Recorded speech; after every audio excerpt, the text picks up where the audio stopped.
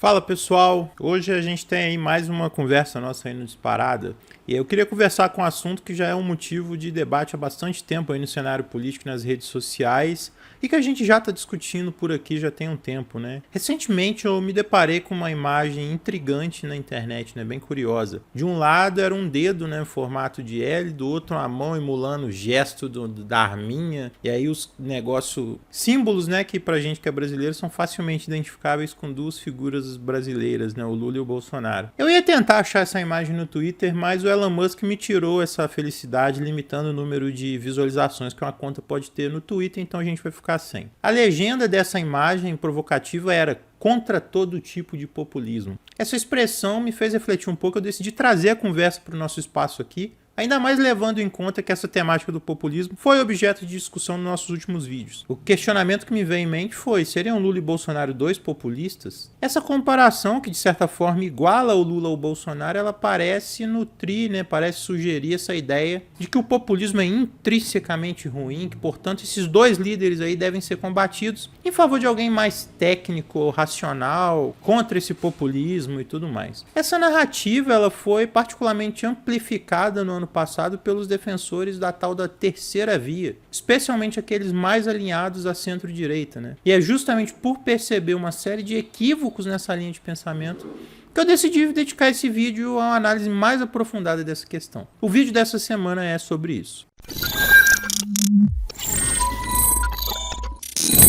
Entender o populismo não é uma tarefa simples, pois é um fenômeno muito multifacetado, né? Há duas interpretações ali principais do populismo que eu quero trazer para vocês, que é uma discussão mais de senso comum e uma discussão mais teórica. A discussão de senso comum é a mais difundida. E ela frequentemente confunde lideranças políticas populares com lideranças populistas. Segundo essa perspectiva, toda liderança que se comunica de forma direta com as massas, que cativa multidões, é imediatamente rotulada como populista. E essa é uma primeira característica que costuma ser atribuída ao populismo nessa visão. Um segundo traço é um suposto sentido de irresponsabilidade, né?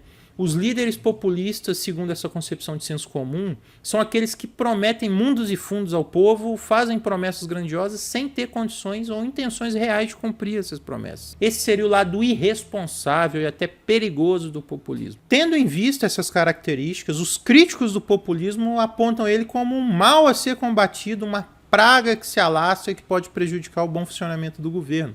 Para eles, qualquer vestígio de populismo tem que ser banido da esfera pública. Curiosamente, os autores do famoso livro Como as Democracias Morrem, eles expressam uma profunda preocupação com esse fenômeno do populismo. Eles são provenientes de uma perspectiva bem liberal e eles têm um receio quase que total assim, do populismo, a ponto de celebrar quando líderes populares são excluídos do processo democrático nos Estados Unidos. Eles parecem ter uma predileção, inclusive quase que elogiam isso, né? Há um sistema partidário completamente fechado, dominado por uma elite política que toma todas as decisões e não precisa se submeter à pressão da democracia de massas. Nesse sistema, o povo não tem voz ativa nas tomadas de decisão e ele é mantido à margem. Parece haver, da parte desses autores, um louvor às estruturas de poder mais hierárquicas e menos democráticas. No entanto, será que essa visão não nega um dos principais fundamentos da democracia, que é a participação popular? E será que todos esses fenômenos classificados como populismo são necessariamente negativos? A gente precisa analisar isso de uma maneira mais crítica para poder entender esse ponto. E aqui eu gostaria de abordar um ponto que muitas vezes é esquecido nessa discussão. Nem toda liderança popular é necessariamente uma liderança populista. Sim, é verdade que lideranças populistas frequentemente se comunicam diretamente com grandes multidões, mas esse fato por si só não transforma uma liderança popular em populista. Temos, por exemplo, casos frequentemente citados como exemplos de populismo perigosos, como o caso do fascismo ou nazismo. Curiosamente, esses movimentos, apesar de se caracterizarem por terem líderes que se comunicavam diretamente com grandes massas, também abrigavam um tecnicismo bizarro e antiético. Os nazistas, por exemplo, eles conduziam uma série de experimentos científicos horríveis e humanos em pessoas. Se a gente analisa isso sob uma lente,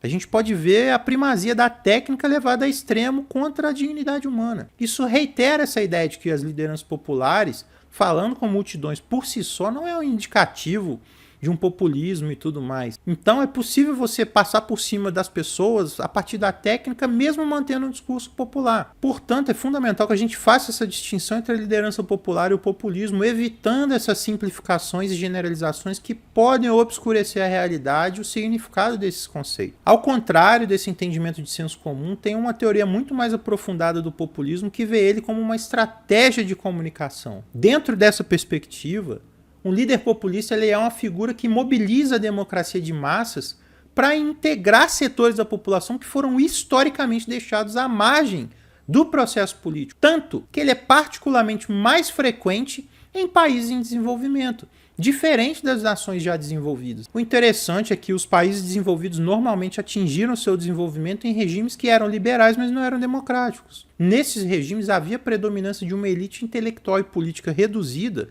e a participação popular ela só veio aparecer depois de um certo estágio de desenvolvimento. Com essa progressão, foi possível que as demandas populares surgissem sobre uma base econômica já estabelecida, o que facilitou a construção de regimes de bem-estar social. Diante desse cenário, as elites desses países acabaram aceitando um pacto de cunho social-democrata para a criação desses estados de bem-estar social. No caso do terceiro mundo, a situação é diferente porque você não tem uma base econômica igual a dos países desenvolvidos, então você precisa fazer com que o governo avance no desenvolvimento dessa base econômica. Então você precisa que uma democracia popular ela se mobilize para poder avançar em direção a uma economia mais desenvolvida, para poder enfrentar interesses que querem impedir esse desenvolvimento. Por isso que no terceiro mundo você tem esse casamento maior entre lideranças populares e populismo.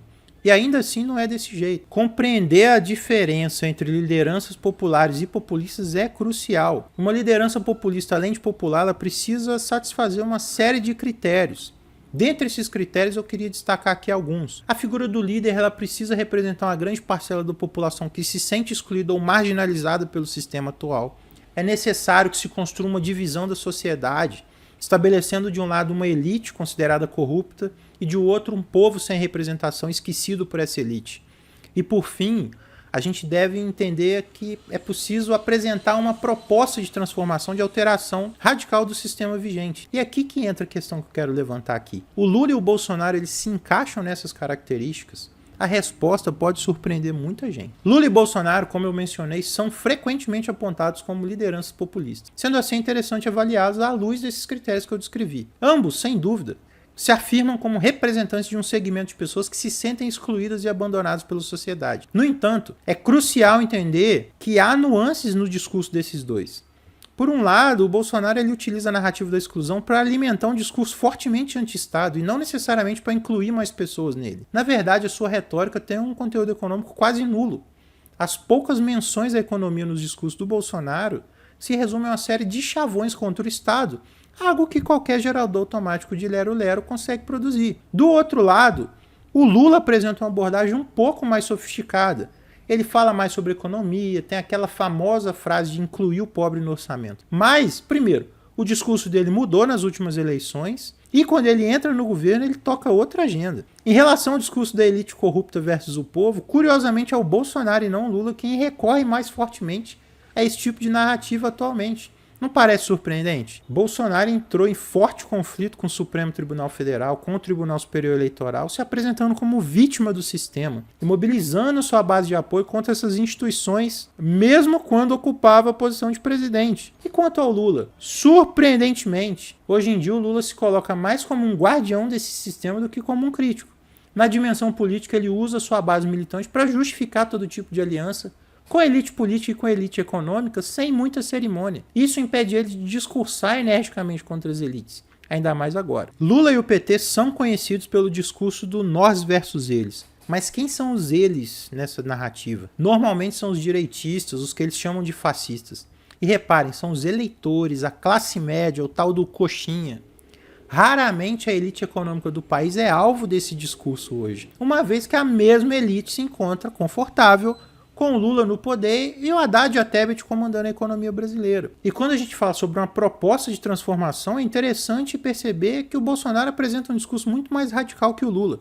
Só que é um radicalismo sem substância, que evita entrar em torno das questões econômicas, e aí é um radicalismo um pouco mais evidente em outras áreas. O Bolsonaro ele parece assumir um papel de criar uma tensão constante na política com uma postura mais extremada, porém ele sempre protege a esfera econômica. E aí é na arena da segurança e dos costumes que o discurso mais radical do bolsonarismo se faz presente. Ele sabe que essas questões têm grande ressonância entre um público mais conservador no Brasil e que, nesse sentido, poderia dar ao seu discurso uma característica mais populista. Por outro lado, o Lula também protege a arena econômica. O seu discurso sobre a economia, hoje, é mais sobre a acomodação, sobre a aceitação da situação atual, com o objetivo de que as pessoas apenas se adaptem ao que está posto. Ele não apresenta um posicionamento que desafia o status quo, ou que, de certa forma, tenta avançar em algumas coisas contra o que está colocado. Seguindo essa linha de raciocínio, pode ser muito surpreendente, mas em alguns aspectos o Bolsonaro se mostra mais populista do que o Lula. A dicotomia do nós versus eles tem sido muito mais presente hoje no discurso do Bolsonaro do que em relação ao que o Lula faz. Basta observar a reação dele quando ele foi condenado pelo TSE. O discurso dele era o seguinte, eu fui perseguido por eles, essa elite corrupta, porque eu sou um homem do povo. E seguindo com a nossa análise, eu queria dedicar um pouco mais de tempo para explicar por que eu considero, por que eu estou falando que o Bolsonaro é mais populista do que o Lula. Relembrando o que eu mencionei anteriormente, a gente tem que distinguir uma liderança popular de uma liderança populista. A existência de uma liderança popular não necessariamente implica em populismo. Mais do que isso, é possível que líderes populares ajam de maneira a obstruir transformações.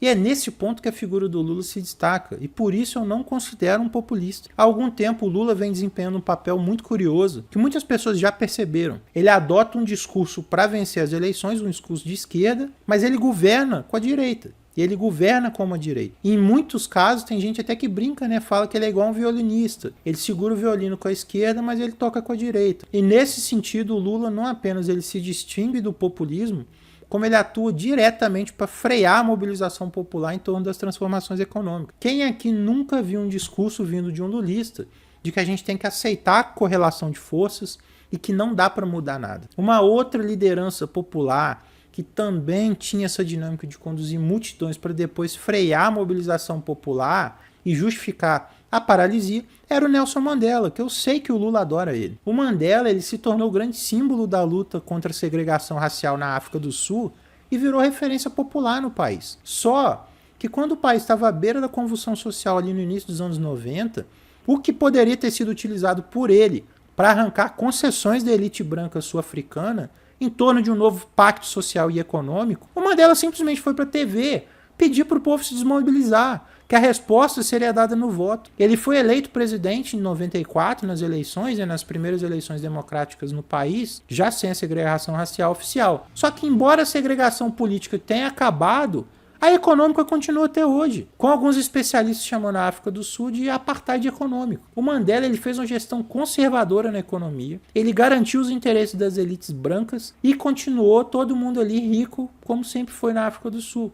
Tanto que hoje a África do Sul é o país mais desigual do mundo. E ele também era uma liderança popular, só que ele não era populista. Eu trouxe esse exemplo porque ele dialoga bastante com o que a gente está falando aqui. É possível você ser uma liderança popular e não populista. Inclusive, ser uma liderança popular que freia a mobilização popular. Enquanto isso, o outro lado segue tensionando a sociedade com a sua forma de populismo. Esse sim populista, mesmo que torto, mas isso é assunto do próximo vídeo. Um grande abraço a todos. Espero que vocês tenham gostado. Eu peço aqui para vocês seguirem o Disparada, deixarem um joinha e comentarem no vídeo o que vocês acharam. Eu peço para vocês acompanharem também os programas do Disparada. Nessa segunda a gente teve uma conversa muito boa sobre a economia brasileira atual com o Thiago Machado no Massa Crítica. E amanhã a gente vai ter o Disparate, o podcast do Disparada. Peço também para que vocês me acompanhem lá no meu canal do YouTube, que eu vou deixar aqui na descrição. Grande abraço para todo mundo e até mais.